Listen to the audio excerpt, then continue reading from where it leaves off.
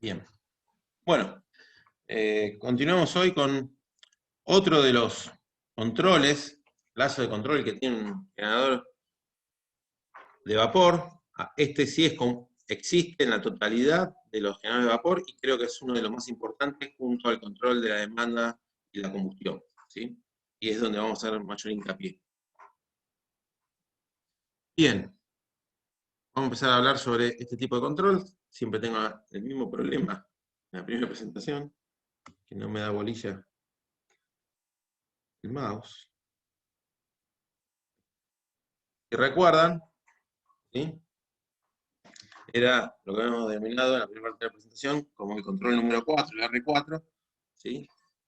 Que se encargaba de mantener un cierto nivel de líquido en el domo o en el cuerpo de una caldera motular, ¿sí?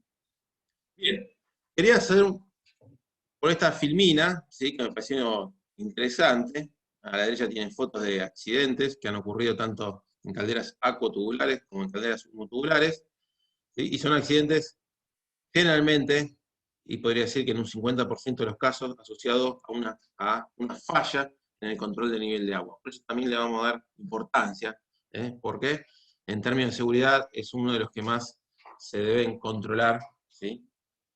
Y verificar en cuanto a funcionamiento, ¿sí? Bueno, esto está sacado de el gráfico de Torta, tiene unos años ya, está sacado de una agencia nacional americana y clasifica los accidentes de caldera de generadores de vapor por motivos, ¿sí? Y van a ver que la torta más grande, la de la derecha, está asociada a una falla del control del nivel de agua, ¿sí?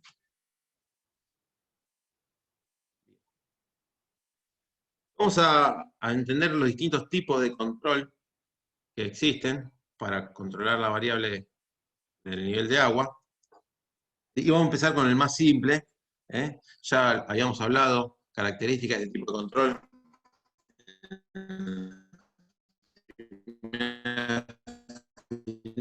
Minas, ¿sí? El nivel donde el esquema básico va a ser un sensor de algún tipo, que vamos a hablar más adelante, ¿sí? Donde entrega la señal a un controlador de nivel, alguien que es el cerebro de este control, y este controlador actúa en un control on-off, generalmente sobre la bomba de alimentación de agua de caldera, que por lo general es una bomba centrífuga multietapa, ¿sí? Que desarrolla la altura total necesaria para introducir el agua en el interior del cuerpo de la caldera, o en el cuerpo de presión. Vamos a poner el puntero láser.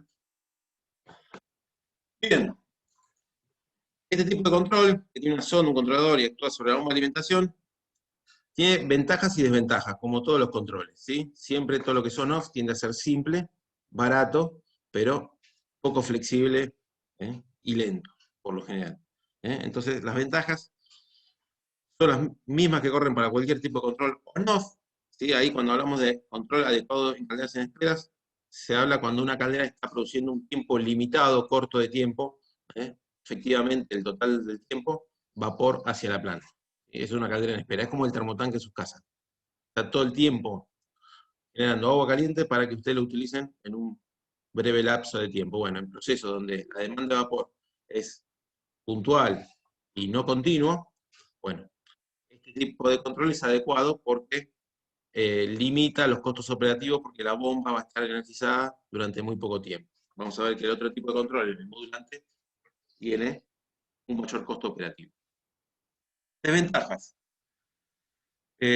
No adecuado para calderas grandes. Cada caldera necesita un dispositivo que presurice el líquido. Y este tipo de control ingresa grandes cantidades de agua en intervalos cortos de tiempo, lo que produce un enfriamiento brusco de la caldera, ¿sí? O sea, el caudal que se ingresa en los tiempos de on de la bomba, del encendido de la bomba, influyen en el comportamiento, ¿sí? Del interior de la caldera. La tasa de ebullición se reduce drásticamente, con eso también la tasa de generación de vapor. Bueno, todo esto trae también otras consecuencias como un desgaste en el sistema quemador, porque este ciclo también afecta el comportamiento de la demanda, ¿sí? Del control de la demanda, porque cada vez que se ingresa grandes cantidades de agua líquida, el equipo de combustión tiene que salir al 100% de su capacidad para reponer lo más rápido posible la tasa de vaporización, ¿sí? Y eso trae asociado ciclos de trabajo del quemador de máxima potencia, mínima o apagado, y con ello también trae fatiga del material, ¿sí? Porque esta caldera se va a... O sea, los materiales que estén en el hogar y en los tubos de transferencia van a tener una fatiga térmica importante, ¿sí? Y mucho mayor frente a si contamos con un control del tipo modulante, ¿eh? Porque esos fierros, esos metales están calentando y enfriando cíclicamente. Y eso está trayendo un desgaste del equipo quemador y del generador de vapor. ¿Mm? Bien, otra desventaja, que lo dice acá, que ocasiona arrastre de agua, disminuyendo la calidad de vapor, es que para su funcionamiento este tipo de control necesita una banda de funcionamiento. Necesita un control un nivel máximo donde pare su funcionamiento la bomba de alimentación, y un control mínimo donde comience el funcionamiento de la bomba de alimentación. Bueno, esa banda de operación hace que cuando el agua está en la parte superior, se induzca o se favorezca el arrastre de agua líquida por parte del vapor. ¿Sí? Piensen que esa interfaz de agua no es agua limpia, generalmente está asociada a un nivel de espuma. ¿Sí? Un sobreespesor de espuma, como si fuera el agua de los fideos, ¿eh? Y lo que se arrastra principalmente no es agua líquida, la que estamos viendo en color azul, sino es parte de la espuma, ¿sí? Que arrastra también una gran cantidad de sólidos en suspensión. El otro tipo de control de nivel que se puede ver asociado a un tenor de vapor, obviamente el modulante, vamos a ver las ventajas y desventajas respectivo acá, como vimos en la primera parte de la presentación, ¿sí? La estructura cambia un poco, ¿sí? Si bien seguimos teniendo un sensor de nivel, alguien que pueda medirlo, ¿sí? Y transmitirlo a un controlador, ¿sí? Este controlador no va a operar directamente sobre la alimentación eléctrica de la bomba de alimentación, sino lo que va a producir es la modulación de una válvula automática que va a regular el caudal que se aporta en forma continua al interior de la caldera. ¿Sí? Con esto logro que el agua se vaya reponiendo casi en forma instantánea al vapor. O sea, fíjense que acá el balance de masa dentro de la caldera se mantiene, o la masa de agua en el interior de la caldera es constante, porque a medida que egresa vapor, se está incorporando la misma masa de agua líquida, porque se hace en forma continua, y con esto puedo tener un equilibrio en la caldera, ¿sí? Que me permite una ebullición constante, y con eso también trae unos parámetros mucho más estabilizados en cuanto a presión de vapor, y el funcionamiento del quemador también es mucho más estable, ¿sí? Como para realizar este control necesito un aporte continuo de agua, necesito también la operación continua de la bomba de alimentación. O sea, esta bomba de alimentación va a estar funcionando el 100% del tiempo. Por eso, el costo operativo de este sistema de control es mayor que al anterior on-off, porque en este momento, en este caso, la bomba anda el 100% del tiempo. Vamos a ver las ventajas. Las variables de proceso están mucho más estabilizadas. El quemador puede trabajar mucho más tranquilo y en forma continua, con ciclos de trabajo mucho más largos. No hay tanta fatiga térmica, porque todo pasa realmente a la misma velocidad. Menor arrastre, porque ya acá en un sistema modulante no hay una banda de funcionamiento entre un nivel máximo y mínimo, sino hay casi un único nivel de agua, porque acá no es que se espera que varíe, que tenga una variación del nivel de agua, sino un único nivel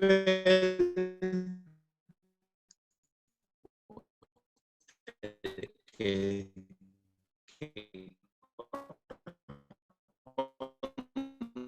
el set point que yo introduzco en este controlador, vapor. Y con esto logro una mayor...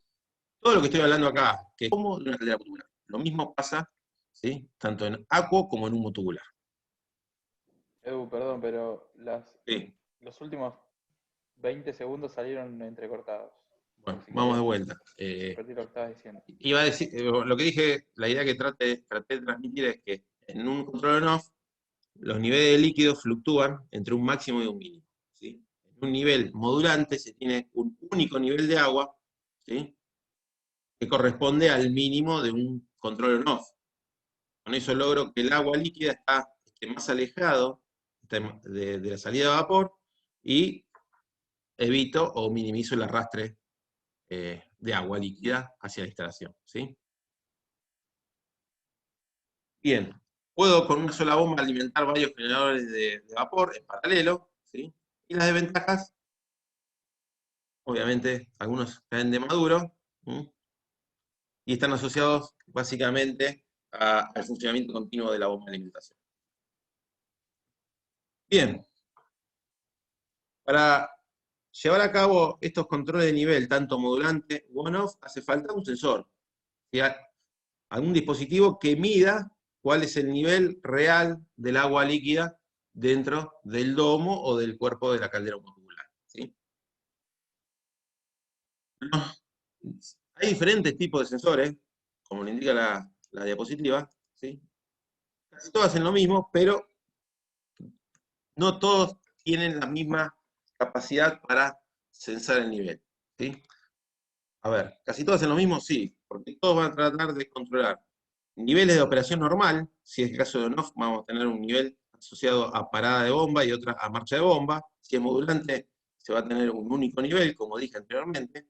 Pero además, estos sensores de nivel u otros colocados en paralelo, siempre hay más de uno, ¿sí? Uno trabaja en operación normal, de alguna manera sensando estos niveles, ¿sí? Y va a haber otros que respalden este primer sensor, ¿sí?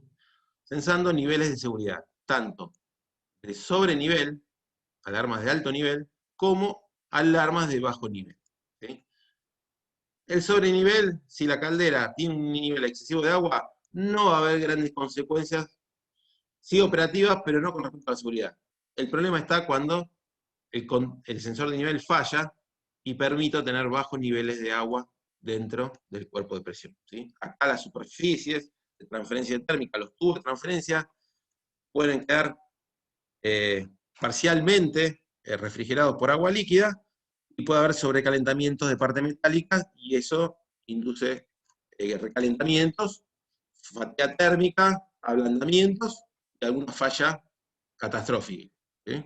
O sea, que lleve a la rotura permanente del cuerpo de presión.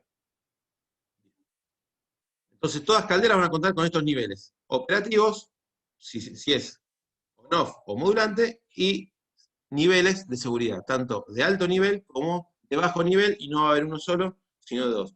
Las alarmas de bajo nivel, en todos los casos, tienden a apagar el quemador. Todas las seguridades de una caldera, lo primero que hacen es inhiben el ingreso de combustible al quemador, el aporte térmico en la combustión, ¿sí? Para evitar que se siga elevando el nivel de presión o el nivel de sobrecalentamiento en el cuerpo de presión. Bien, para sensar un nivel tengo varias tecnologías. Uno que vamos a decir sensores mecánicos, que son del tipo flotante, ¿sí? Estos están asociados a un control on-off porque son discretos, pueden medir puntos discretos en el rango de trabajo del agua líquida, de ese nivel de separación de agua líquida y vapor saturado. También voy a tener más modernos, con mayor tecnología, electrónicos, sensores por conductividad eléctrica, ¿sí? Que van a trabajar o van a entregar respuestas discretas como los primeros, ¿sí? Puntos, 2, 3, 4 puntos de referencia que el operario le interesa saber, que son los que están asociados a los niveles de la derecha. Y vamos a tener una tercera tecnología, que son capacitivos, sensores de este tipo, que no me permiten solamente hallar estos valores que a mí me interesa, sino puedo medir en forma continua, ¿sí? En cualquier punto intermedio de estos que estamos viendo a la derecha, y saber cómo actuar, ¿sí? En forma, el controlador de alguna manera va a poder saber en cada caso dónde está el agua y asociar este sensor, ya vamos a ir acá, asociarlo a una salida modulante, ¿sí? Este sensor me da una salida, o sea, el sensor emite no señales discretas, ceros o 1 en algunos puntos, sino continuamente me está dando una señal de 0 a 10 volt o 4 a 20 mA, ¿sí? Que modula en el tiempo, y con eso voy a alimentar, por lo general, un control modulante, ¿sí? Entonces vamos a asociar principalmente los dos primeros a controles on-off de nivel de líquido, ¿sí? Y el tercero a un control de nivel modulante, ¿sí? Hoy en día, como yo les dije, que realmente tiene que haber un respaldo, tiene que haber dos sensores de nivel, por si falla el primero, que esté un segundo, para cubrirlo. Lo que se puede encontrar es o dos elementos mecánicos, ¿sí? Flotantes, ¿sí? O un mecánico y uno por conductividad, el segundo haga las cuestiones de seguridad, ¿sí? O si es un control modulante, van a encontrar uno de capacidad para manejar el nivel de agua de operación normal, ¿sí? Complementado con sondas de conductividad para censar los niveles de seguridad, ¿sí? O sea, no van a encontrar uno solo en cada caldera, sino van a encontrar una combinación, van a encontrar dos elementos mínimamente, y puede ser del mismo tipo o una combinación de diferentes familias. Bien, el primero, el más básico, el más antiguo, lo que llaman magnetrol, ¿sí? Lo van a reconocer porque son botellones que se instalan, ¿sí? Alejados del cuerpo de presión por una cuestión de turbulencia, para que el nivel de agua esté más tranquilo, más estable, y el elemento flotante, este flotante metálico, no esté subiendo y bajando constantemente y hay una lectura errónea. Lo van a ver con esta forma, ¿sí? Y tienen un flotante con una varilla, y en la parte superior están los switches eléctricos que van a ir mandando la señal a los controladores. Siempre asociados, en este caso, a un control de tipo on-off, ¿sí? Bien. Acá se ve como que también está asociado, complementado esto a una bujía. Lo van a encontrar muchas veces un sensor mecánico con una bujía o una sonda por conductividad. Es el que viene a posterior, ¿sí? Lo que está acá a la derecha no son sensores de nivel, sino son visores de líquido, ¿sí? Son niveles burbujas, que se le dice, donde el operario puede validar cuál es el nivel real que se da en el interior de la caldera, ¿sí? O sea, por vaso comunicante, acá hay un cristal, entre medio de estos tornillos, esta placa que tiene acá al lado, hay un cristal que soporta el nivel de presión del generador de vapor, ¿sí?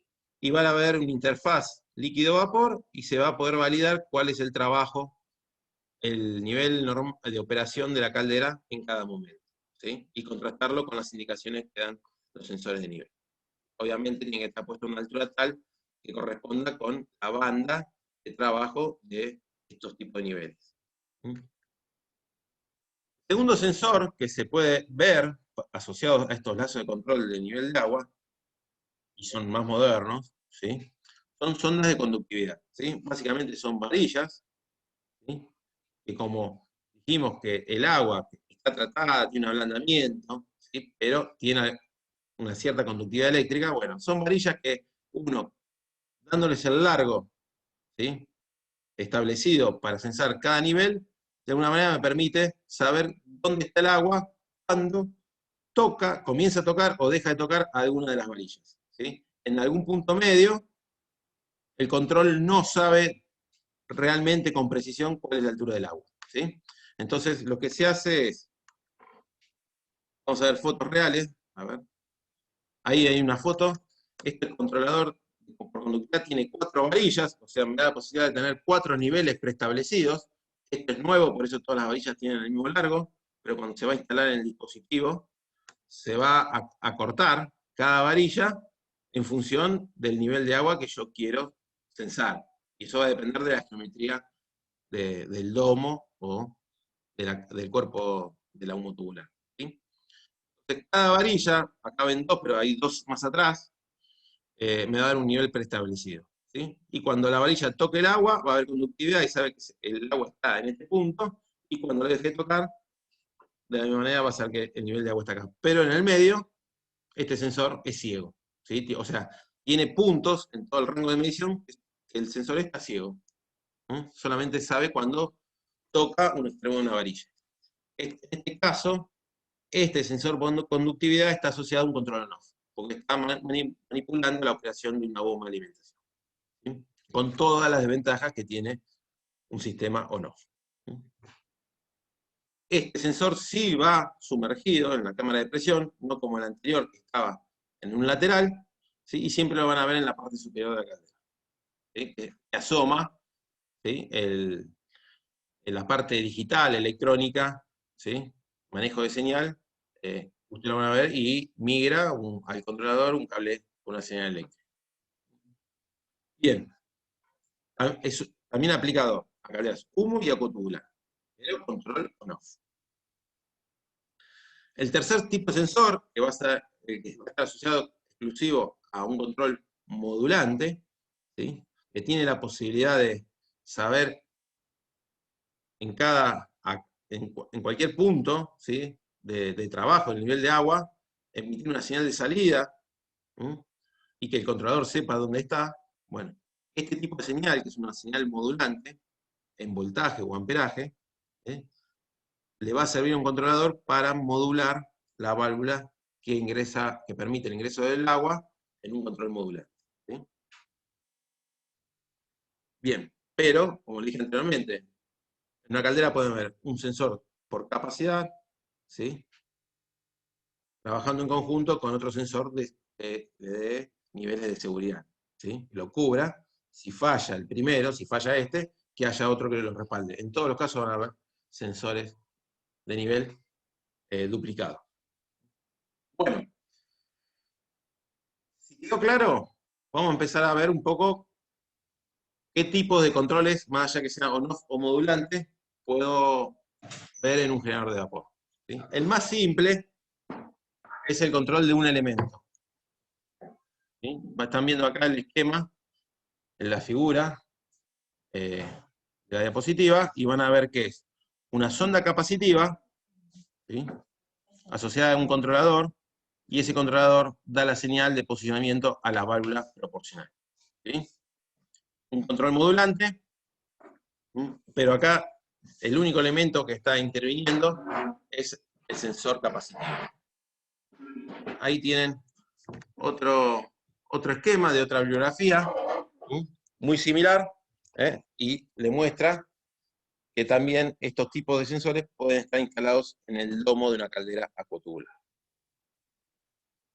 Existe otro tipo de control, que vamos a llamar de 2 elementos, que lo que hace es no solamente medir el nivel de agua que se da en la caldera, sino lo complementa con una señal de anticipación. Esto es la misma idea que se tenía en un control de la demanda, ¿sí? Recuerden que un control de la demanda, la señal del caudal límetro de vapor, ¿sí? Una segunda señal, servía como señal de anticipación, ¿sí? Para responder de mejor manera ante cambios de la demanda, bruscos, ¿sí? Entonces, complementa la señal del medidor de vapor con la sonda capacitiva y de alguna manera mejora la respuesta de este control frente a cambios en la demanda, ¿sí? Hay una bibliografía que hablaba que este tipo de control amerita cuando se ve cambios en la capacidad de la caldera mayor al 5% en un minuto, ¿sí? O sea, cuando la variación del caudal de la caldera aumenta más del 5% en un minuto, amerita incorporar este tipo de control para hacerlo más rápido y tener valores, en este caso, del nivel de agua más estable, ¿sí? Ahora, si una caldera está trabajando con un nivel continuo en la demanda, ¿sí? Una demanda constante, casi que no haría falta incorporar este tipo de control de 2 elementos. Bueno, también hay controles que tienen mayor complejidad, pero mayor flexibilidad y mayor velocidad en la respuesta, principalmente, que es el control de 3 elementos. Es igual que el anterior, ¿sí? Pero se agrega un tercer elemento que va a ser el control.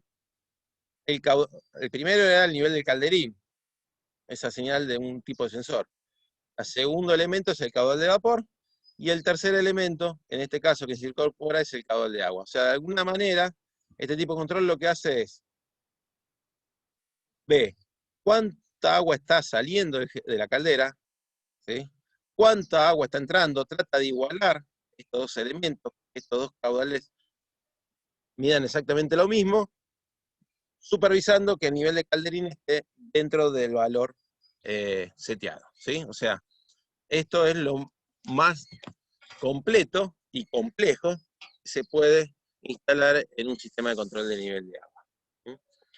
En la bibliografía también habla que esta señal a veces es útil incorporarla cuando la presión que tengo en el ingreso de la válvula proporcional en la alimentación del agua es variable.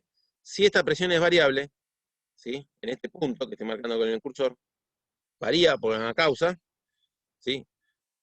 El caudal aportado por esta válvula de control varía en función de la presión que tengo en la admisión de la válvula, ¿sí? Entonces puede traer, de alguna manera, condiciones que varíen, que no sean estables, ¿sí? Y que dependan de este nivel de presión, para evitar que la variación de presión ante la válvula me afecte mi lazo de control, ¿sí? Lo que hago es validarlo con un caudalímetro, ¿sí? Que me dé una lectura fehaciente y que corrija el posicionamiento de la válvula para establecer un determinado caudal de agua. Esto es lo más caro, obviamente, pero lo mejor. Otra bibliografía, una segunda bibliografía que se la podemos subir, no queremos abrumarlo, ¿sí? Y de alguna manera se lo muestro para validar que las bibliografías tratan de diferentes puntos de vista, pueden hablar, pero básicamente hablan siempre lo mismo. Estos son otros diagramas de control, ¿sí? Que hablan del que el sistema de control de nivel de agua sin simple elemento básicamente es con un transmisor de nivel de agua, como dijimos, esto es un control modulante porque tenemos una válvula. Para hacer un sistema de control de nivel de 2 elementos, está lo anterior, y ahora le agrega un caudalímetro de vapor, ¿sí? Que va a dar una señal que se va a sumar a la primera, ¿sí? Y cuando hablamos de un tercer elemento en un sistema de control de nivel de agua, van a ver a los dos primeros más la señal que emite un caudalímetro del agua de alimentación. Entonces, estas tres señales se van a incorporar al controlador y el controlador va a establecer de la mejor manera posible, ¿sí? El nivel en el domo o en el cuerpo de presión de una caldera humotubular. ¿Alguna pregunta hasta acá? ¿Se entendió más o menos cuáles son las formas de mantener el nivel de agua dentro de una caldera? Existen controles del tipo on-off, existen controles del tipo modulante, y el sistema de control puede estar configurado con un solo elemento, con dos elementos o con tres elementos, ¿sí? Si no hay preguntas, sigo con el último tipo de control que vamos a ver acá, es el control de purgas. Bien.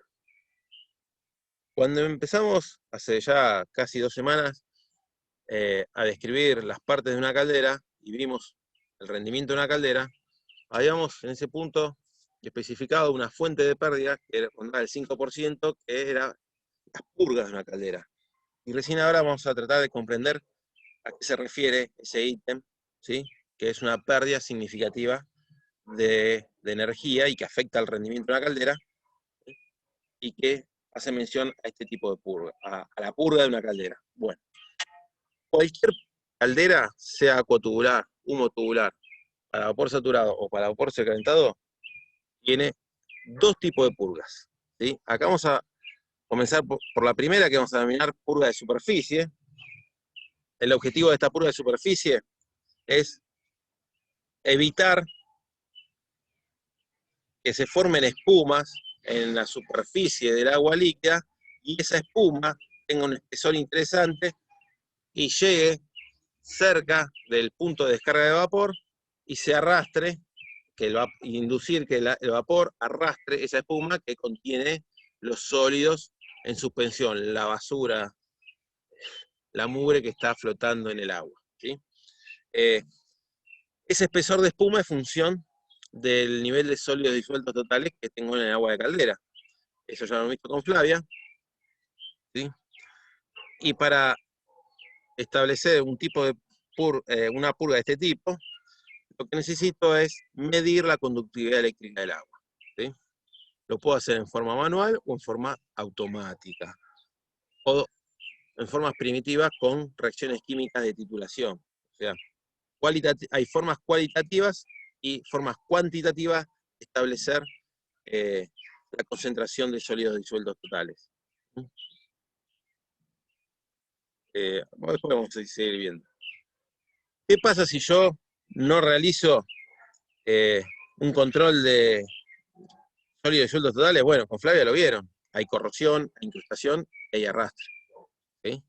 Además del arrastre, el tercero que comenté, si lo tengo, lo que puedo hacer es que se empiecen a ensuciar toda la instalación. Todos esos sólidos que están en suspensión, ¿sí? Sean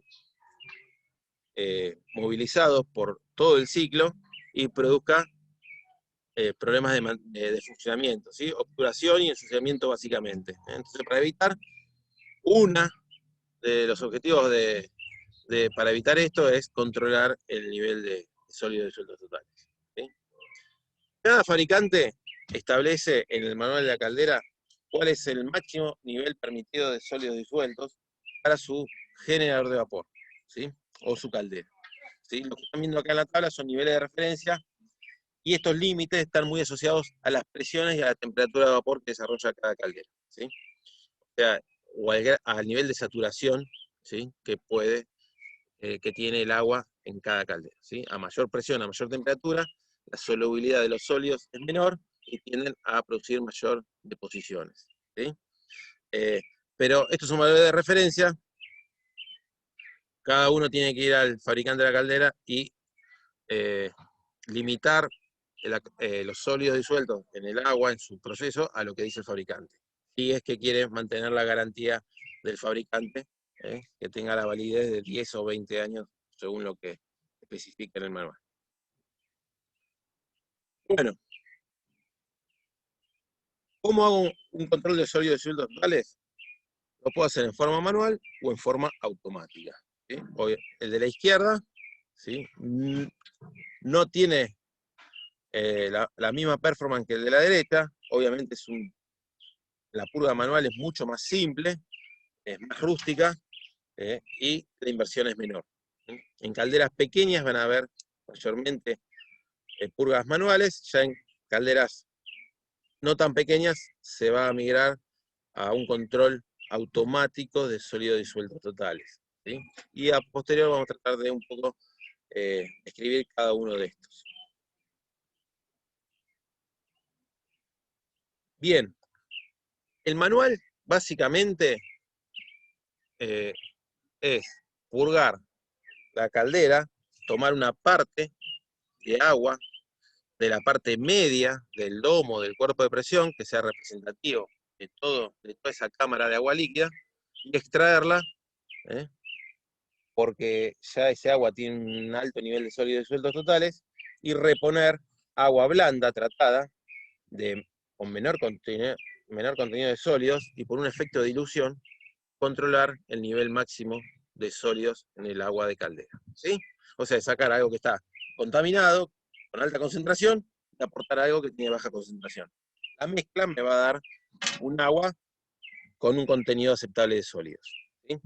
En forma manual se hace eso, se hace por periodo de tiempo, el foguista abre, hace una lectura previamente, extrae una porción de agua representativa del interior de la caldera, le hace un análisis que puede ser cuantitativo con un sensor de conductividad externo o cualitativo, ¿sí? A esa extracción de agua hacerle una titulación y por viraje de color poder saber si el agua está aceptable o no, ¿sí?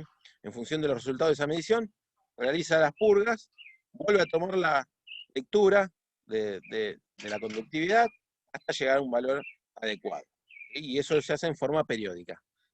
Con eso se logran esas curvas tipo serrucho que vimos en la diapositiva anterior, donde se de una manera se desechan grandes cantidades de agua en poco intervalo de tiempo, y eso de una manera la purga afecta el comportamiento de la caldera o el equilibrio interno de la caldera, porque cuando yo purgo, que estoy drenando una gran cantidad de agua, el nivel de líquido censa esa extracción porque baja y incorpora grandes cantidades de agua para estabilizar el nivel.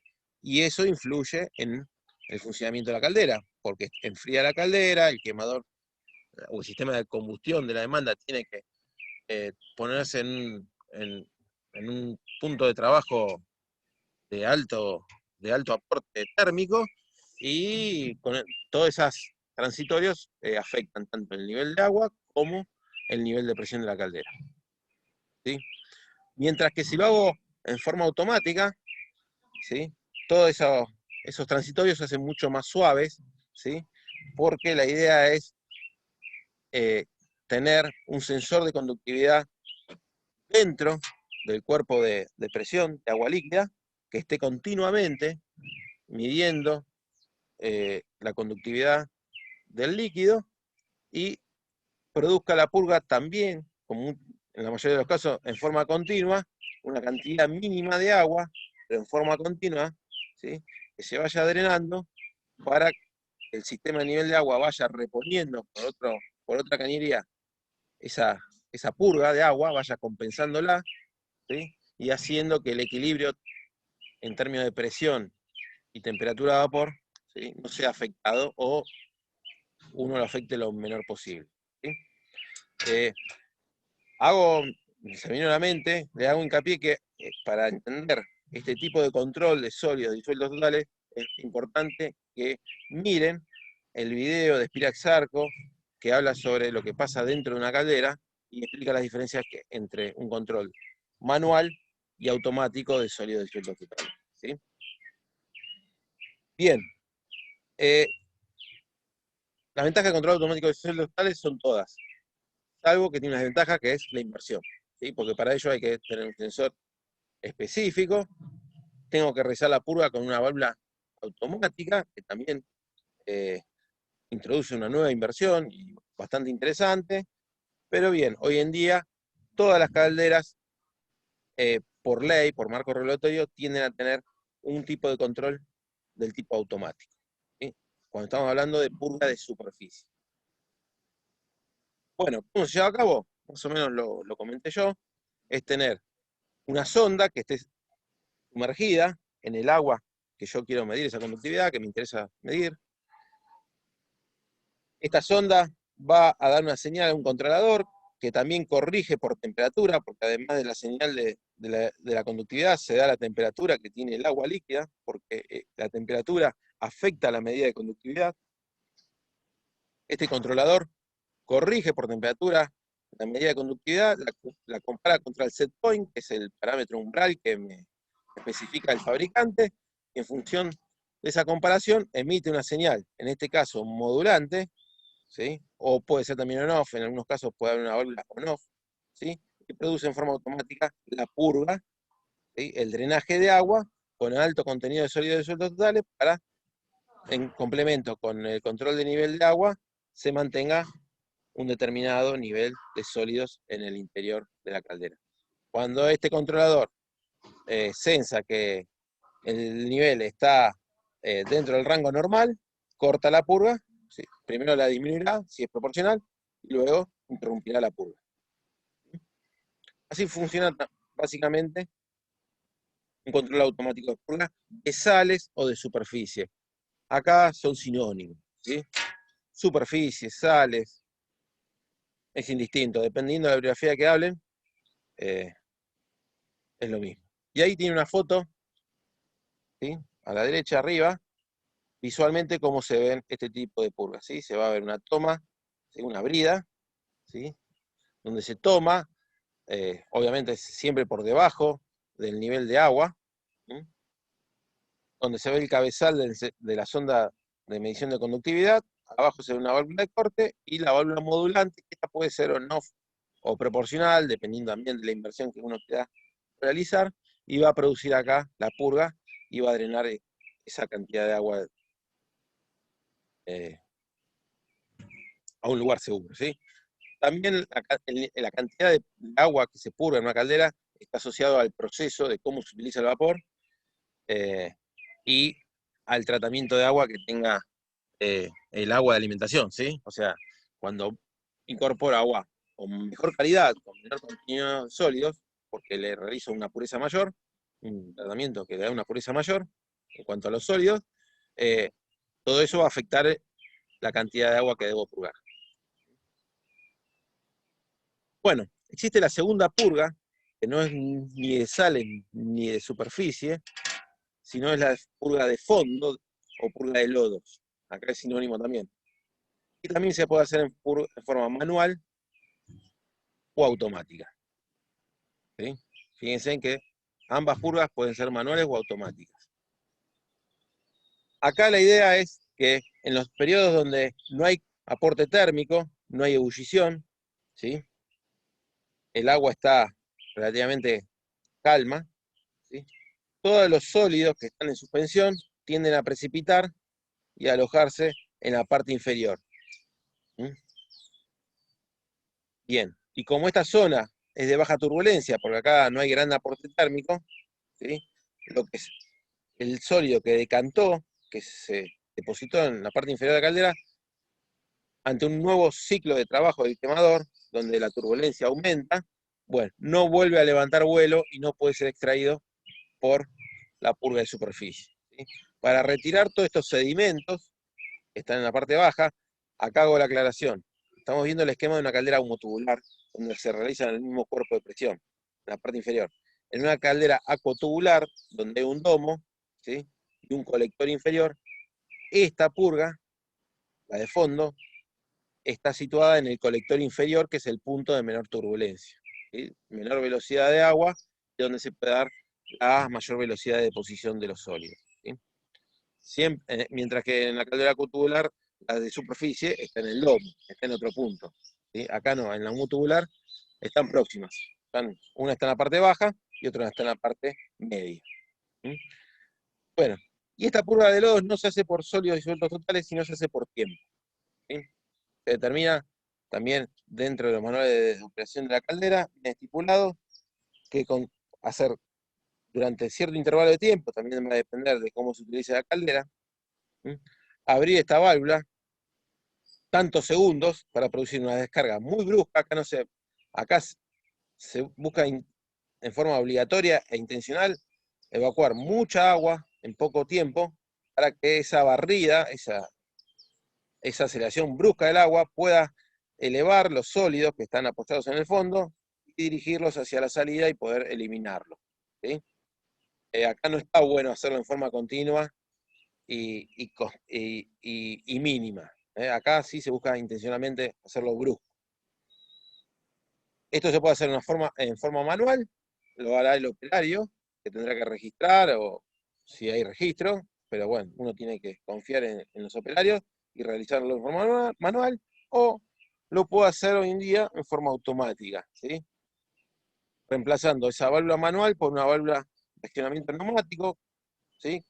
Esférica, que asociada a un temporizador produzca esas aperturas cíclicas por determinado tiempo para asegurarse que no haya acumulación en el fondo de la caldera de sólidos, ¿sí? Edu, una pregunta. Sí.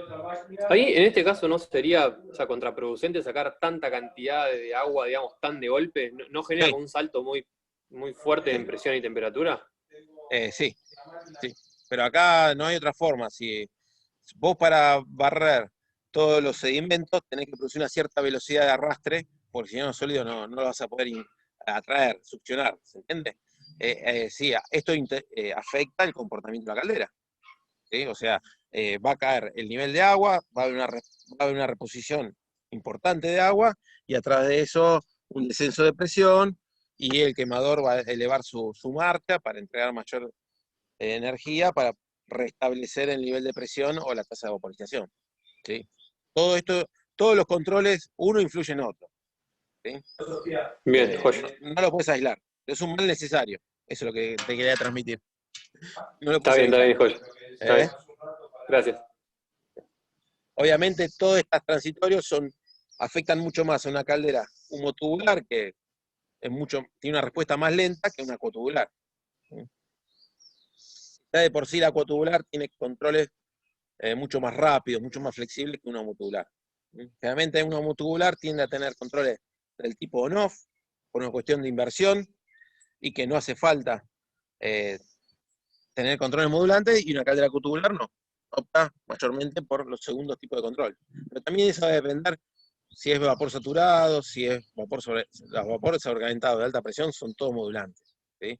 Ahora una caldera acuotubular de vapor saturado, y dependiendo de qué tipo de proceso, si el proceso es continuo o tiene una demanda variable, eso de alguna manera te va a determinar si optás por controles on-off o modulante. Y la variable que siempre está dando vuelta es la inversión. ¿Sí? Bueno, ahí tiene una foto de una válvula neumática, de accionamiento neumática, ¿sí? Fíjense que está conectada en una cañería de fondo, la descarga de fondo de la caldera. ¿Sí? Esto como si iba a vaciar la pileta o vaciar la caldera, ¿eh? Y va a producir esas aperturas cíclicas para drenar la purga de fondo. ¿Sí? Vuelvo a insistir, por estos dos tipos de purgas, tanto la de superficie como la del lodo, se va un 3 a un 5% de la energía que aporta el combustible. Esto también tomélo como pizza porque depende del proceso, ¿no? En algunos casos se deberá purgar más agua y en otros menos. Depende del tratamiento de agua, de las fugas de vapor que haya en la instalación, de la presión que tenga la caldera. Va a depender un montón de cosas, que eso uno cuando ingresa al sistema de vapor se va embebiendo de todos estos parámetros de trabajo y se va acostumbrando a los que están asociados a cada tipo de generador. No hay una regla general. No es que todas las calderas se purgan cada tanto tiempo, tantos segundos. ¿Sí? Uno trata de minimizar la purga, pero siempre manteniendo las condiciones del agua en el interior de la caldera. ¿Sí? También depende mucho del recurso de agua que tenga cada fábrica o cada instalación. Depende de muchas variables. Bien, ¿qué hago con esa purga? ¿Qué hago con ese 3%, 5% de energía que aporté de combustible y la tiré por una cañería para que la calidad del agua dentro de mi caldera esté dentro de los parámetros que pide el fabricante? ¿Sí? Bueno, como ingeniero industrial, si ustedes tienen que optimizar recursos, yo primero trataría recuerden que esas purgas es líquido saturado a la presión de caldera, o sea, es agua muy caliente, ni a 100 grados. O sea, está muy por encima de los 100 grados, dependiendo de la presión de la caldera. ¿Sí? Bueno, ¿qué hago con esa energía? Y la voy a tratar de aprovechar. ¿Sí? Voy a tratar de precalentar otra corriente de fluido que esté dando vueltas cerca de la caldera para transferirle toda esa energía antes de tirarla a un sistema de desagüe, de drenaje. Y esa es la idea. Hay fábricas que les venden tanques revaporizados, ¿sí? Que la idea acá es que la purga, que viene a alta presión, es agua líquida, pero alta presión, es reducir la presión y generar vapor flash, revaporizado de baja presión, y ese vapor saturado a menor presión, inyectarlo en el tanque de alimentación, que es la reserva de agua donde va a tomar las bombas de alimentación de la caldera para mantener el nivel de líquido. Bueno, comenzar, y como este vapor flash no arrastra sólidos, porque es vapor, si tiene una buena cámara de separación, no lo va a hacer. Bueno, de una manera es captar y volver a reinyectar energía, y en este caso masa de agua líquida de alta pureza. ¿Sí? Lo que no se pueda revaporizar, que sigue siendo líquido saturado pero a menor presión, lo utilizaré en alguna superficie de intercambio para precalentar algún tipo de fluido. ¿Sí? Se lo dejo esto, el día de mañana que ustedes están en la planta y quieran mejorar un poco el rendimiento de toda la instalación, es decir, bueno, ¿qué hago con las purgas? Si hay algún fluido que merezca, que tenga un retorno de la inversión a un mediano plazo, que ese aporte térmico lo reutilice en otro tipo de corriente de fluido a calentar. Yo decía agua caliente para los vestuarios, para los operarios, me imagino yo. Podría serlo para eso. O para otro caso, eso depende ya del proceso y las instalaciones que estén dadas en cada fábrica. Bueno, Leo, consulta. sí, sí. No entendí bien qué es lo que pasa ahí en el tanque, porque esa agua viene Bueno, sucia, digamos, porque es agua de bien, purga. bien. Esto es líquido saturado a alta presión, a presión de caldera. ¿Sí? Sí, Este tanque trabaja a una presión menor que la caldera. Presión por encima de la atmosférica, pero levemente. Entonces, como esto es líquido saturado a alta temperatura y yo le bajo la presión, parte de su energía la va a utilizar para revaporizar cierta masa de agua, o sea, generalmente un 10%, un 20% de la masa de agua se va a revaporizar, dependiendo del salto de presión, ¿sí? Y ese vapor que se separa, por diferencia de densidad, no arrastra sólidos disueltos totales. Es como si claro, esto fuera una caldera sin aporte térmico. claro. Si no hay arrastre de líquido, el vapor este revaporizado que se genere va a estar libre de sólidos disueltos totales. Entonces yo lo puedo mezclar con agua a menor temperatura y voy a recuperar energía y voy a recuperar masa de agua, porque este vapor va a condensar y va a quedar retenido en el tanque de alimentación. Ahora, el líquido saturado a la menor presión, o sea, estamos rondando la presión atmosférica 100 y poco de grados, este líquido saturado va a estar con mayor concentración aún que el que yo sustraje de la caldera, porque voy a tener menos agua líquida, ¿sí? Y ya esto, lo único que me queda es enfriarlo, no lo puedo utilizar para otra cosa, la masa de agua. Sí puedo utilizar la energía que contiene, ¿sí? Y puedo precalentar cualquier tipo de fluido. Esto también se utiliza mucho con el calor que desprenden los compresores de aire comprimido. Bueno, de alguna manera todo hoy en día está de moda colocar sistemas que se llaman recuperación de energía.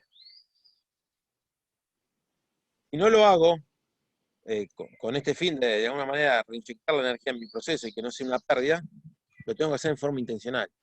¿Sí?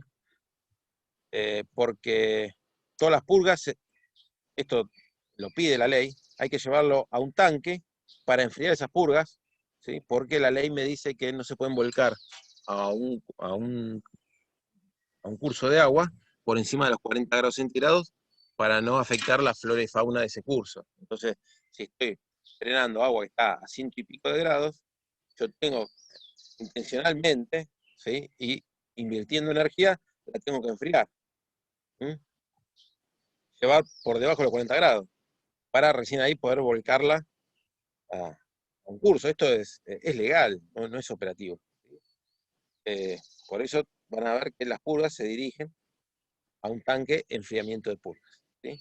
O se deja un tiempo para que este tanque disipe el calor hacia el exterior, o se tiene una corriente de agua fría que se consume para reducirle el nivel de temperatura. No sé si quedó clara la pregunta que hicieron. Sí, gracias. Eso, a ver, lo que yo estoy diciendo de ahorro de energía se ve no en la mayoría de los casos, ¿sí? Es como el economizador. Es algo similar al economizador. Un economizador es una superficie de intercambio que yo quiero extraerle energía que se van a evacuar por la chimenea. Bueno, acá la idea es una superficie de intercambio que quiere, de alguna manera, recuperar energía que se va a desprender con las purgas. Se va a tirar, literalmente. ¿Sí? Sería como un economizador, pero en el circuito de las purgas. De las purgas, claro. Bien, creo que también esto Flavia le mostró algún esquema. Yo, para dejarlo claro, las calderas de vapor saturado, acá no estamos hablando de calderas para vapor sobrecalentado, para ciclos de potencia, ¿sí?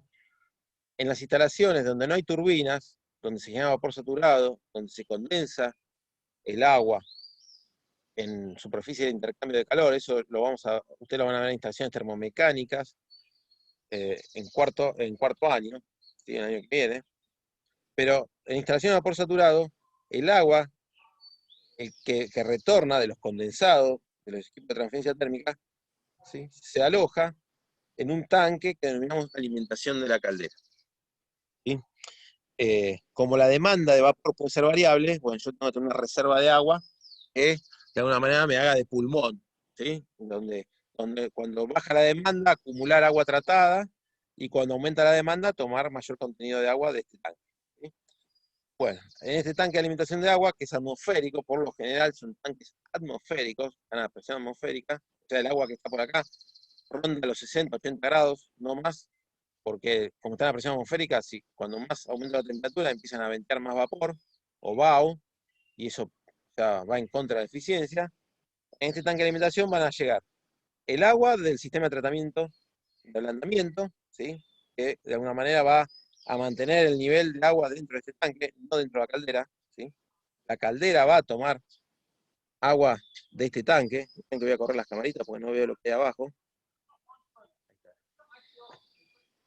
O sea, de este tanque, la caldera o la bomba de alimentación va a tomar el agua para inyectar a la caldera, ¿sí? También van a llegar los condensados y también va a llegar el revaporizado de las purgas, ¿sí? Todo esto se va a mezclar en este cabezal, ¿sí? Para que la masa de agua y la energía quede retenida en el tanque de agua y no sea venteada hacia el exterior.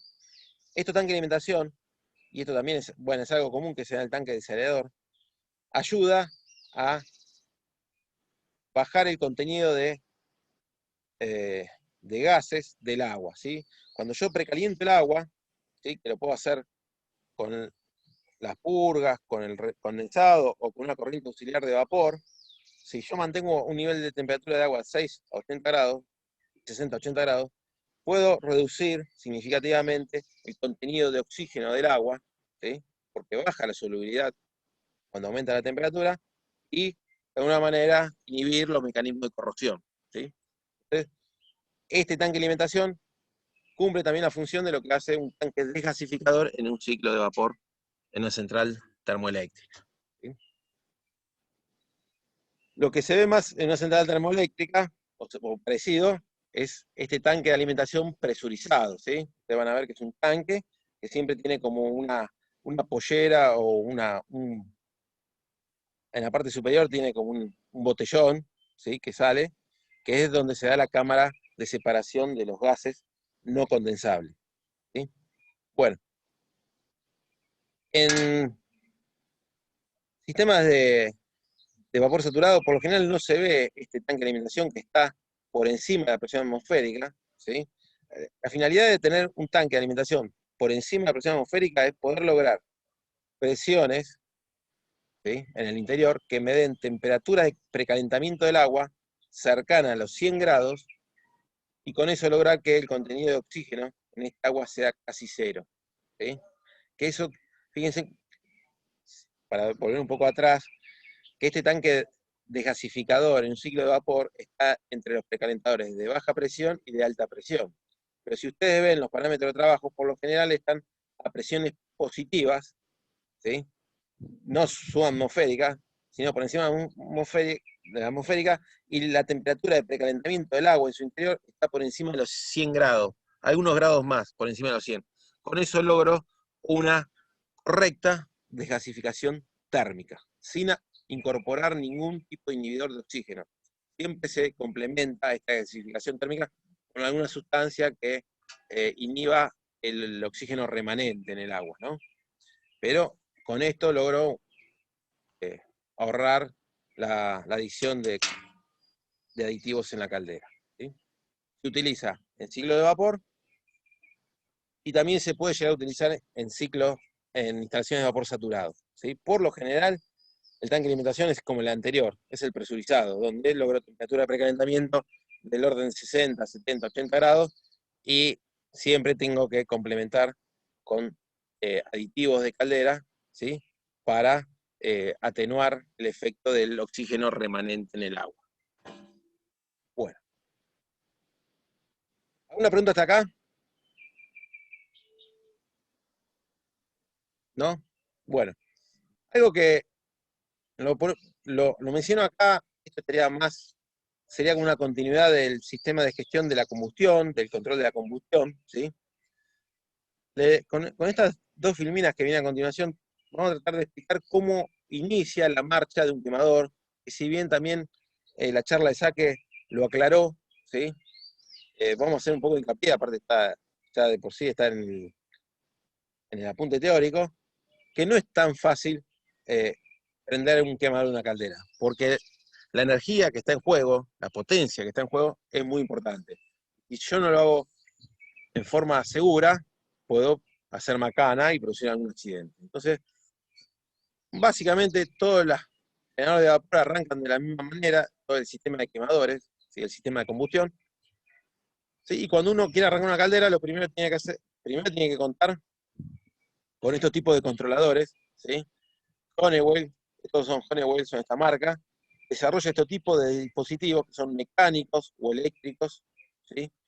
Que tienen, digamos, toda la lógica de funcionamiento de la marcha de los quemadores, ¿sí? Y de alguna manera se van a encargar de, en tiempo y forma, poner en servicio los diferentes dispositivos para llegar al inicio del quemador y luego regular su marcha. ¿Sí? Bueno, vamos a ver un poco cómo es la secuencia general y básica. Además de esto, hay un montón de operaciones que hay que cumplir, de válvulas, de purgas, que hay que manejar para arrancar un generador de vapor. Bien, esta me la olvidé también. Son dos conceptos que se ven, aquí vamos a llamar disparo de la caldera, ¿sí? Es cuando alguna seguridad actúa, y todo disparo de la caldera lo que va a tender a hacer es inhibir el encendido de los quemadores en un primer momento, y en algunos casos va a inhibir también el encendido de la bomba de alimentación del agua, ¿sí? Cuando una caldera se sobrecalienta y las partes metálicas toman una temperatura elevada, lo peor que hay que hacer, lo peor que hay para hacerle es echarle agua fría, ¿sí? Porque eso puede terminar de hacer la macana, o producir esfuerzos que no soporten las paredes metálicas y producir un accidente importante, ¿sí? Entonces, por lo general, ante cualquier disparo de la caldera, que va a estar asociada a cualquier sistema de seguridad, va a producir el apagado de los quemadores, ¿sí? Si en algunos casos va a inhibir el encendido de las aguas de la caldera, de las bombas de agua de alimentación, ¿sí? Hasta que el operario sea informado y revise la caldera, ¿sí? Después de un disparo, el operario es el encargado de restablecer el control de la caldera, ¿sí? Cualquier disparo va a esperar y va a encender generalmente una señal lumínica, sonora, lo que sea, para avisarle al personal de mantenimiento que la caldera ha tomado parámetros que no son normales y tuvo que dispararse, ¿sí? Bien. Bueno, barrido de caldera es otro concepto, es el barrido de caldera. Todo quemador tiene incorporado un ventilador centrífugo, un BTF, ¿sí? Y el barrido es cuando solamente se inicia la marcha del ventilador, del quemador, para barrer todos los gases que estén acumulados en el circuito de humos, ¿sí? Esto evita que ante el intento de iniciar la marcha del quemador, si hay una fuga de combustible o quedó algo de combustible alojado en el hogar, ¿sí? Cuando comienza, cuando el sistema de chispa para iniciar la marcha de un quemador ejecute y no se haya realizado barrido, puede haber una explosión del hogar, ¿sí? Por acumulación de combustible. Para evitar eso, lo que se hace antes de cada encendido de los quemadores es tener un ciclo de barrido de caldera, extender básicamente el forzador unos 30 segundos, ¿sí? Y hacer una limpieza de todos los conductos. Así me aseguro que cuando produzco la chispa e incorporo una corriente mínima de combustible, la llama se establezca y no haya ningún riesgo de explosión. Bueno, ahora sí llegamos a lo que yo quería explicarle. Ante de todo, para prender una caldera, lo primero que me tengo que asegurar es que tenga el nivel de agua adecuado, ¿sí? O sea, si el nivel de líquido no censa un nivel normal de trabajo, cualquier control que quiera iniciar la marcha de los quemadores no va a actuar, ¿sí? O sea, son seguridad que se colocan. Yo no puedo prender un quemador con falta de agua. Entonces, lo primero que se hace en la caldera es, se establece el nivel de agua normal. Después, como dije anteriormente, se hace un barrido del circuito de gases para evitar algún riesgo de explosión del hogar.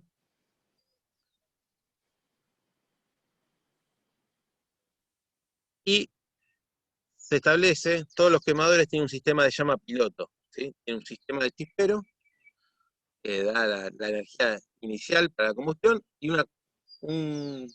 una corriente mínima de combustible para establecer la llama piloto, que va a ser el burro de arranque de la llama principal, ¿sí? De la corriente principal de combustible. ¿Sí? Pero previo a pasar de la llama piloto a la llama principal, hay una secuencia, hay una etapa de validación, que todo esto lo va controlando, ese control de la combustión, esos cerebros que yo le dije que eran mecánicos o eléctricos. ¿Sí? Se establece la llama piloto, y toda caldera tiene un sensor, lo que se llama un sensor de llama. ¿Sí? Es un elemento que valida que la llama piloto se estableció. Puede ser por principio óptico, luz ultravioleta, o por algún principio de ionización, ¿sí? Pero todos estos sensores están próximos a la llama piloto, ven algún cambio que valida que la llama piloto se estableció, o sea, por X motivo puede ser que alguien no abrió la válvula de combustible, el chispero no está funcionando, o la chispa no se hizo próximo al combustible. Entonces, para no seguir toda esta secuencia de actos que se tienen que dar para establecer la llama principal, bueno, si no se da alguno de estas etapas, bueno, y no se da la verificación de la llama, se dispara la caldera, ¿sí? Todo concluye en un disparo a la caldera, y la caldera se cancha y queda a la espera de alguna intervención por parte del operario. ¿Mm? Bueno, una vez que todo tiene su tiempo, ¿no? O sea, están unos segundos el chispero con la apertura del válvula de combustible.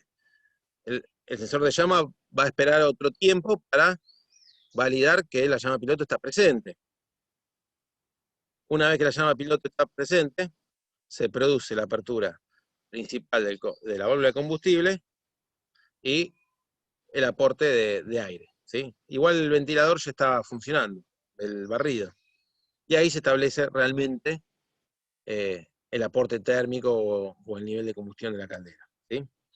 Este fuego que ustedes están viendo acá, en una caldera, no es siempre el mismo, puede variar. Acá voy a repetir un poco lo que es control de la combustión, o control de la demanda. Dependiendo de qué tipo de control de la demanda tenga, ¿sí? Lo puedo hacer modulante o on-off. Hay quemadoras que modulan dentro de un rango el aporte térmico. Hay quemadores que tienen una salida discreta, o sea, o están prendidos al máximo o están apagados.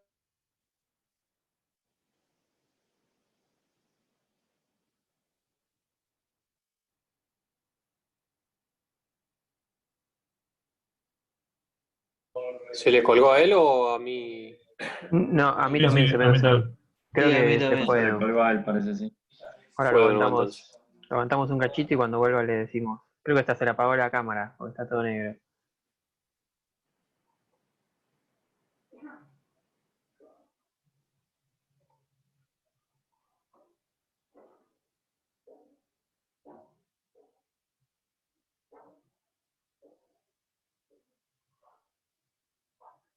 ¿Alguna duda hasta acá? ¿Vienen bien? O voy a pausar la grabación. Listo, tuyo. Bien, lo que yo les comentaba era que toda esta secuencia que fuimos viendo, que son comunes a todos los generadores de vapor, se da para establecer la llama principal del quemador. Después el quemador va a empezar a modular su marcha, si tiene la posibilidad, para adecuarse al control de la demanda, ¿sí? Después va a estar gobernado por el control de la demanda, que va a variar el caudal de combustible. Básicamente va a haber quemadores que son las calderas más simples, ¿sí? Van a tener quemadores on-off, o sea, que estén prendidos o apagados. El control de la demanda va a tener que decidir que cuando la presión baja, prende el quemador al 100% de su carga, y cuando llega a una presión máxima admisible, corta el suministro de combustible y los quemadores paran, y cada arranque de quemador va a demandar todas estas etapas que mencionamos en estas dos filminas. O, vamos a la otra punta, un control de la combustión modulante, ¿sí? Donde el presostato, que ya no es un presostato on-off, es un presostato de modulación, que da una señal continua, ¿sí? de presión, va a poder, dentro del rango del trabajo del quemador, recuerden que el quemador tenía un mínimo y un máximo de trabajo, dentro de ese rango va a posicionar el quemador, el caudal de combustible, para, de una manera, estabilizar el nivel de presión, ¿sí? Lo puede hacer on-off, modulante. Pero también hay quemadores que son on-off, pero me dan 2 o 3 marchas de fuego, o sea, van a tener ese tipo de control de la demanda, va a tener 2 o 3 presostatos, uno asociado a cada nivel de presión, o sea, corridos. Entonces, la presión de la caldera que yo quiero estabilizar va a tender a bajar cuando aumente la demanda, ¿sí? Y un presostato va a censar la caída de presión y va a iniciar todo el ciclo, la secuencia de encendido para posicionar al quemador a mínima marca, fuego mínimo, pero si la presión sigue cayendo, va a haber un segundo presostato que sense esa caída de presión extra y indique al quemador que pase a otra marcha de mayor potencia, ¿sí? Hasta fuego alto. O sea, generalmente van a ver que hay quemadores que son de fuego bajo y alto, fuego bajo, medio o alto, ¿sí? Y de alguna manera, tratando de estabilizar la presión en el setup, ¿sí? El control de la demanda va a posicionar su quemador en la mejor posición, ¿sí? Cuando la presión comience a subir, ¿sí? A medida que empieza a reponer la presión, porque la demanda va a ir cayendo, va a ir bajando la marcha o la carga de fuego, ¿sí? De alguna manera hay on-off, modulante, y hay soluciones intermedias, donde el quemador tiene 2 o 3 posiciones, ¿sí? Y de alguna manera el lazo de control se va a tener que arreglar para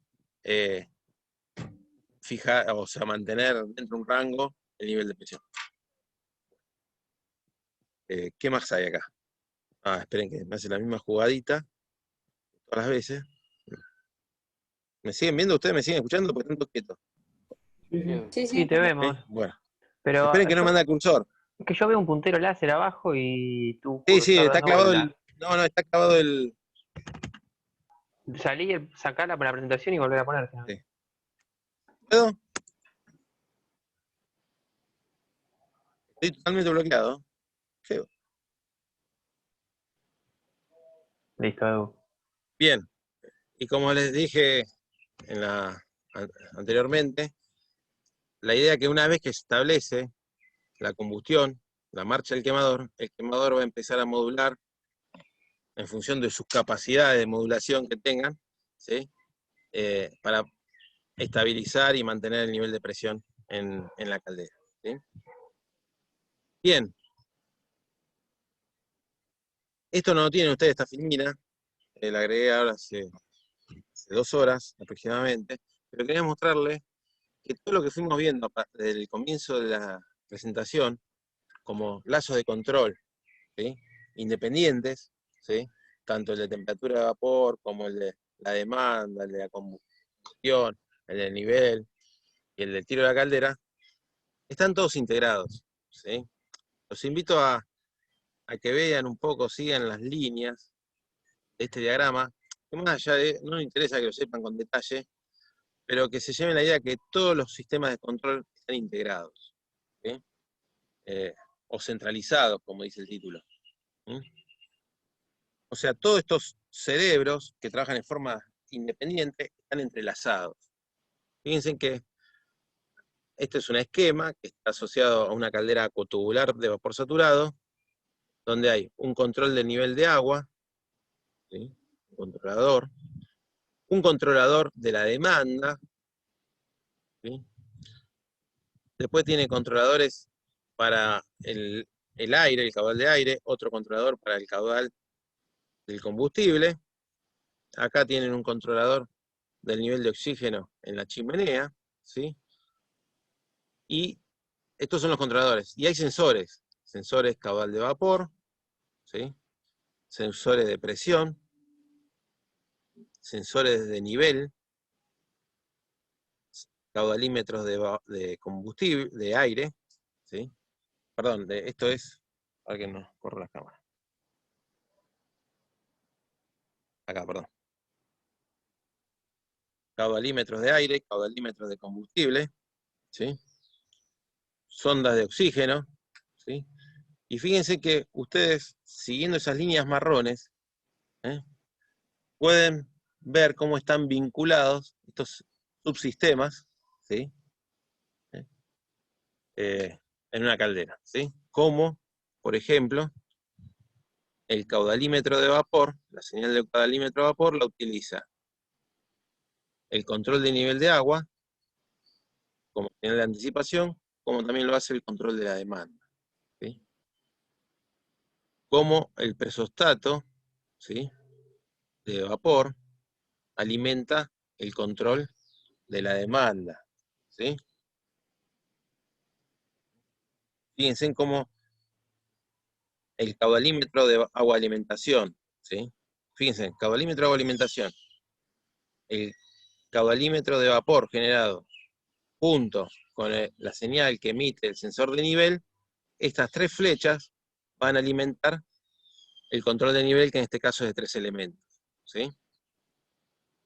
Fíjense cómo el control de la demanda está alimentado por el caudal de vapor y de presión del vapor, ¿sí? Y de alguna manera, acá estas flechas que se cruzan, no la tengan en cuenta, pero fíjense en cómo el control de la demanda va a actuar sobre la corriente de combustible y la corriente de aire. Y fíjense que la corriente de aire, ¿sí?, el control del aire, el suministro de aire, está alimentado por el sensor de oxígeno en la chimenea, ¿sí? O sea, cómo esta señal de input, ¿sí?, ajusta, ¿sí?, el aporte de aire, ¿sí?, para el caudal de combustible que se está quemando, ¿sí?, para optimizar la combustión. O sea, me pareció interesante mostrarle esto para ver cómo trabajan en conjunto todos los sensores y los controles que tiene una caldera. Esto es un ejemplo, no todas las calderas tienen estos elementos, ¿sí?, y estos controles. Puede haber más simple, puede haber más complejo. Bien, después los invito, después si no se las paso y se las muevo. Bueno, ya finalizando la presentación del día de hoy, ¿sí?, esa imagen que mostré anterior, que muestran cómo están integrados los diferentes controles de la caldera, ¿sí?, vamos a ver que en el campo, en la realidad, tengo diferentes complejidades o diferentes tecnologías o grado de avance en tecnología en los controles de una caldera, ¿sí? Hay calderas que van a tener controles prehistóricos o más antiguos, donde va a reinar lo mecánico, lo eléctrico, lo robusto y la simplicidad, y vamos a ver calderas más modernas que dan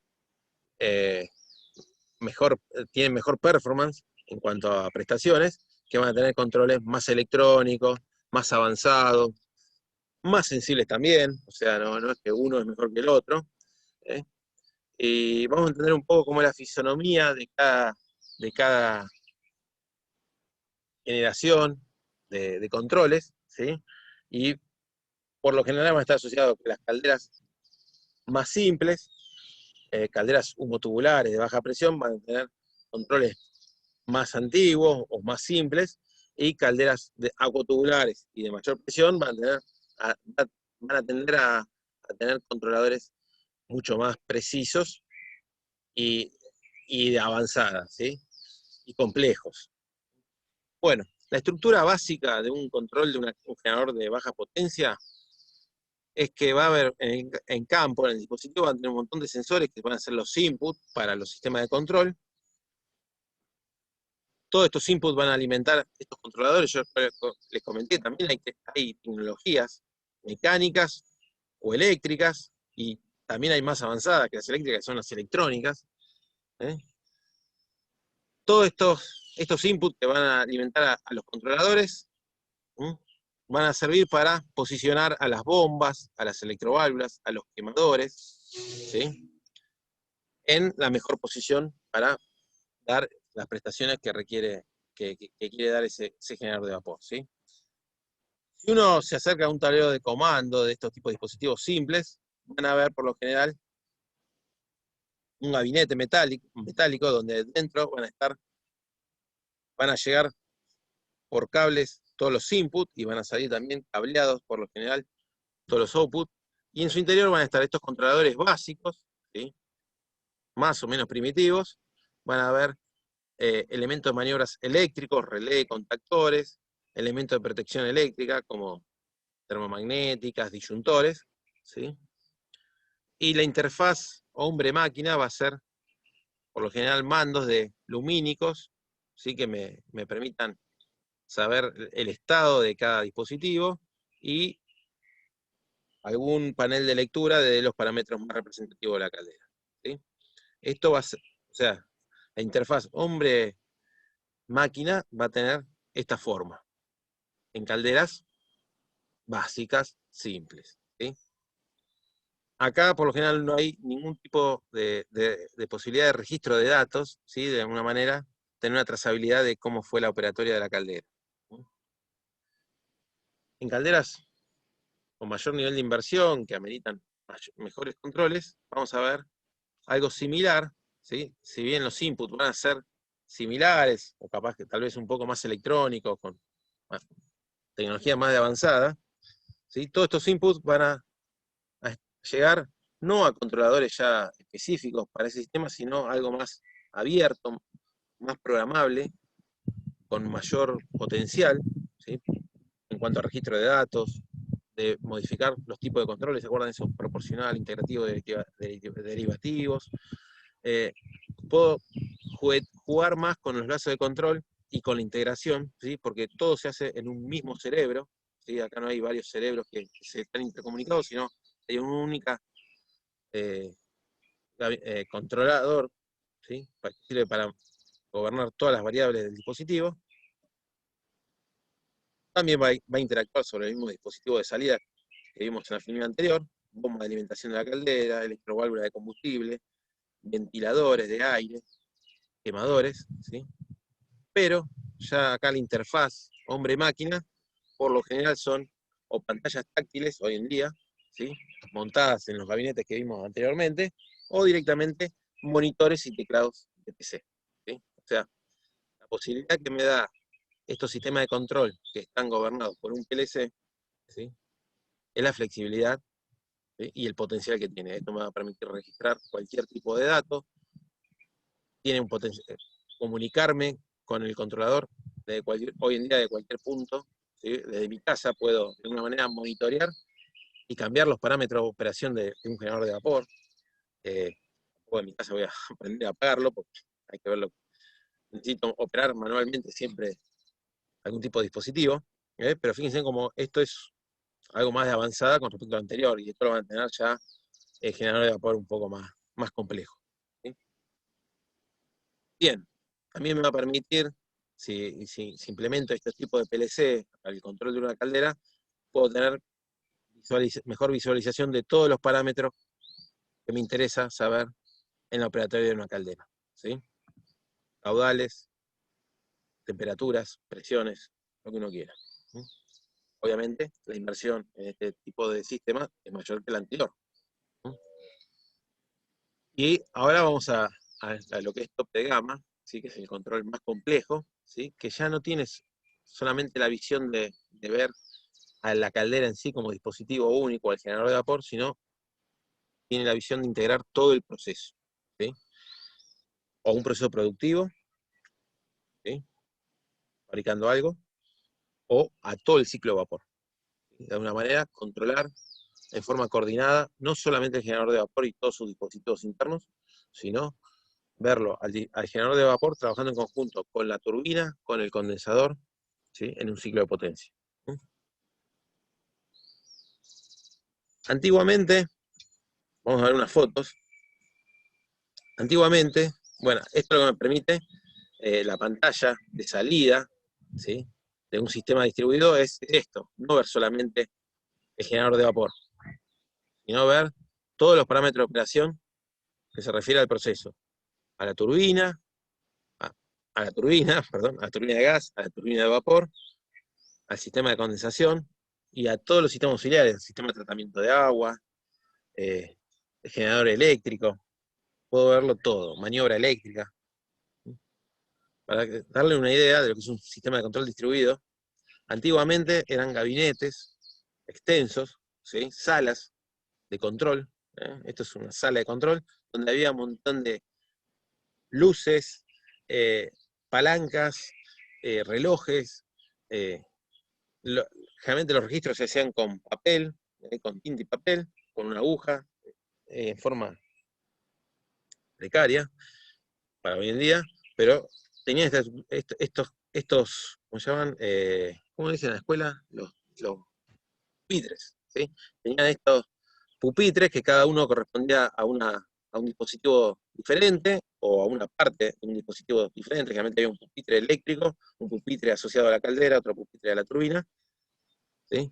Después empezó a haber salas de control, ¿sí? Donde se mantenía la configuración vieja, pero ya empezaron a haber pantallas, ¿sí? Donde el operario podía ver parámetros con un mejor formato, o sea, no tenía que ir caminando por todo el pupitre para ir visualizando los parámetros del proceso.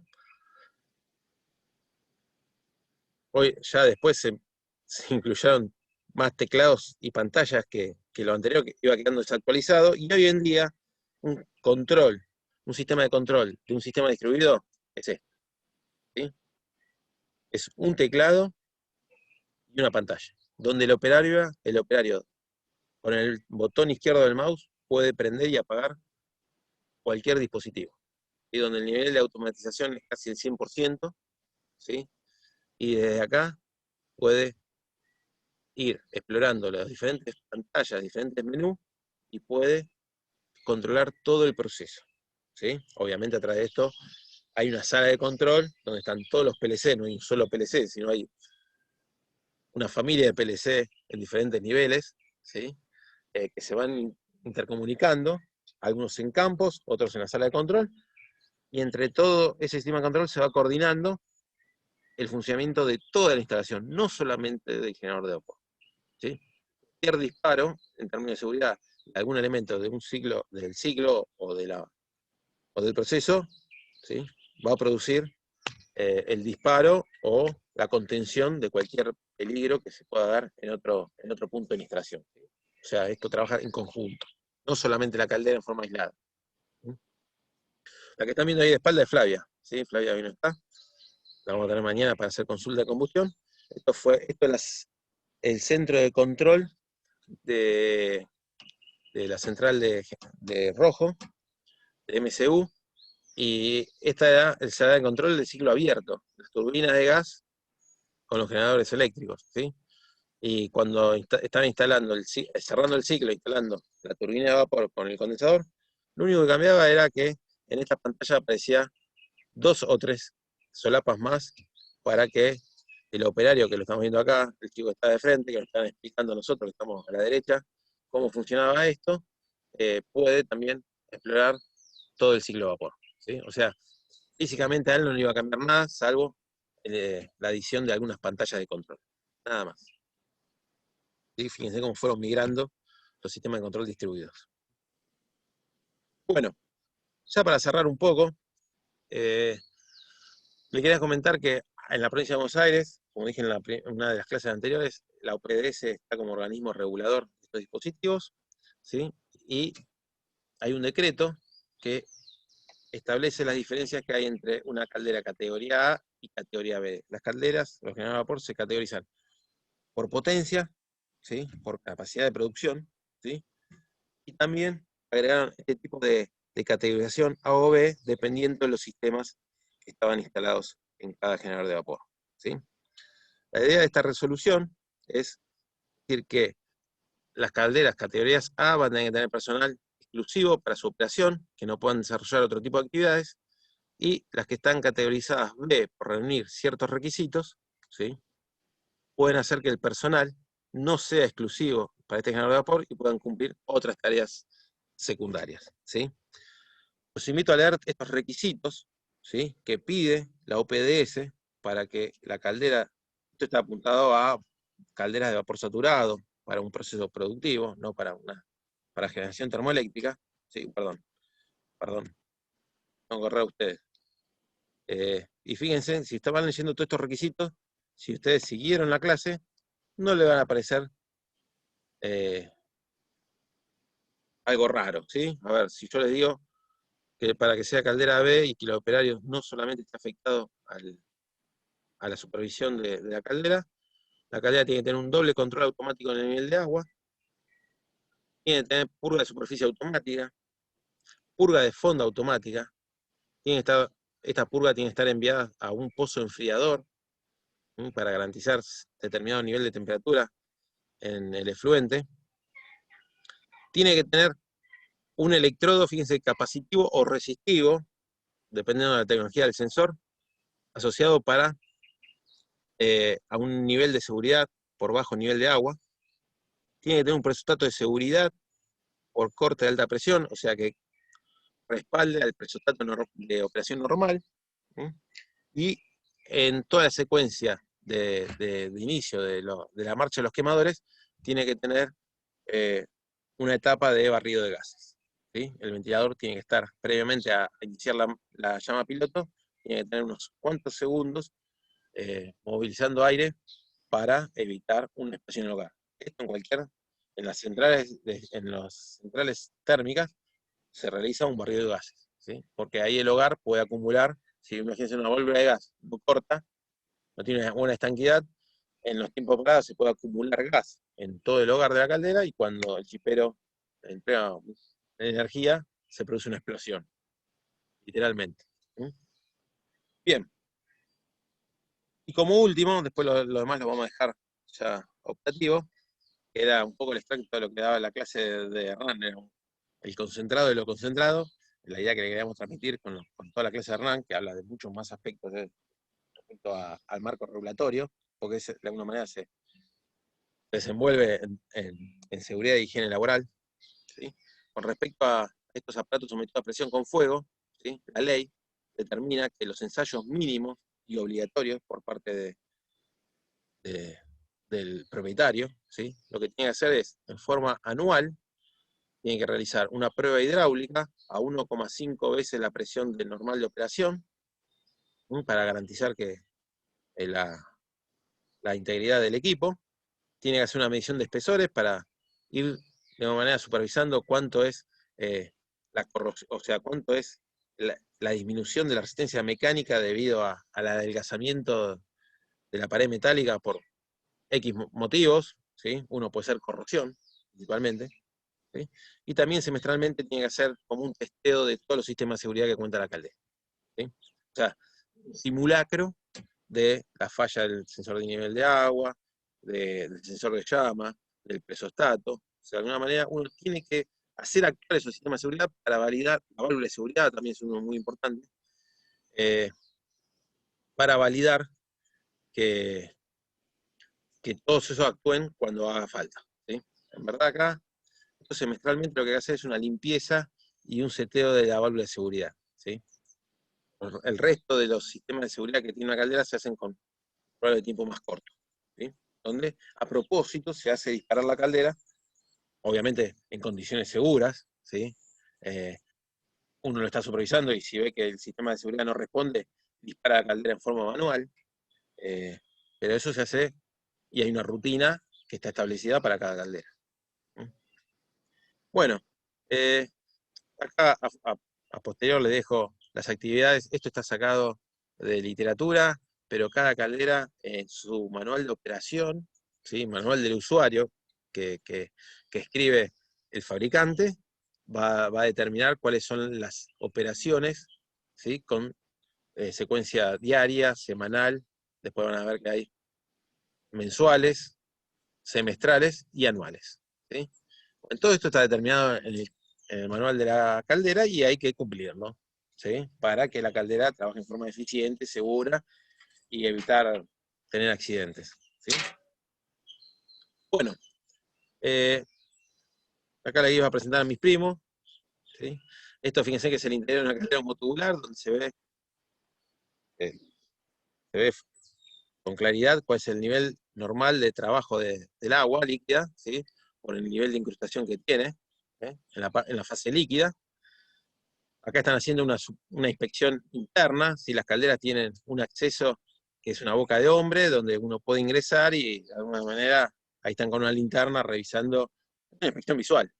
Y no hay nada raro, si no hay fisuras básicamente, ¿sí? O algo anormal. Acá abajo a la izquierda, este hombre está haciendo una limpieza de tubos, ¿sí? Fíjense que acá han desmontado el equipo quemador, ¿sí? Y están haciendo una limpieza de la superficie de calefacción para mejorar el rendimiento del generador de vapor. Esto se hace cuando el combustible básicamente es líquido. gas no tiene ningún tipo de problema porque no hace posiciones de hollín. ¿Sí? Acá a la derecha tienen las torres de ablandamiento, intercambio, ¿sí? Para tratar el agua. ¿Sí? Acá este chango también está haciendo una limpieza de hogar. ¿Sí? Hay algo que no mencioné en esta presentación, es que muchas calderas tienen lo que se llama un cono refractario, o sea, tienen elementos de mampostería refractaria, que es para cubrir la zona más caliente, o sea, es la zona próxima a la llama, y evitar que la parte metálica se sobrecaliente, ¿sí? Porque acá es donde se da la temperatura más alta en el hogar. ¿Sí? La foto de arriba a la izquierda es un trabajo de mantenimiento de cambio de tubos. Las calderas acuatubulares, los tubos se suelen pinchar. En centrales termoeléctricas hemos visto que no quiere decir que la pinchadura de un solo caño trae como consecuencia la parada de la planta, ¿sí?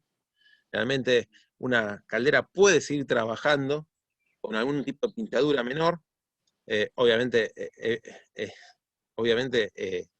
tirando agua hacia el hogar, ¿sí? Perdiendo masa de agua, pero mientras que la operación se pueda mantener, lo hacen por una cuestión de negocio, ¿sí? De compromiso en generación. Cuando se nota que ya las pérdidas son importantes, bueno, se programa una tarea de mantenimiento, se pide una parada por mantenimiento y con la mesa se habla para no ser castigados, explicando el motivo, y se realiza intercambio de tubos, haciendo medición de espesores e intercambiando los tubos que están pinchados o los que están próximos a pincharse. Y abajo a la derecha, la foto que la puse acá, ya porque está acá, quería mostrar que es una caldera, unas pocas calderas que es de 4 pasos. Humo tubular de 4 pasos, ¿sí? El hogar, tubo de segundo paso, tubo de tercer paso, y acá está, en la parte superior, los tubos de cuarto paso. Por lo general se ven calderas de 3 pasos o 2 pasos en humo tubular. ¿Sí? Las calderas de 4 pasos buscan mayor rendimiento a costa de aportar más energía al ventilador. Bueno, acá lo último tienen un poco un claro resumen que había hecho Emiliano en su momento, para que ustedes hagan un cuadro resumen de tanto para calderas acu y homotubulares, los diferentes tipos de control que tienen cada uno de ellos, dónde actúa, ¿sí? Cuál es la variable a controlar y qué tipo de control se pueden encontrar, modulante, on-off o ambos. Generalmente las calderas básicas van a tener controles principalmente on-off y calderas más complejas modulantes. En generación termoeléctrica todos los controles son modulantes, ¿sí? Porque la turbina necesita ser alimentada por vapor de caudal constante a presión y temperatura también constante. O sea, ahí no se admiten variaciones de presión y temperatura. En una caldera motubular o vapor de proceso sí se admiten diferencias en términos de presión. Bueno, listo. ¿Dejamos de grabar, Juan?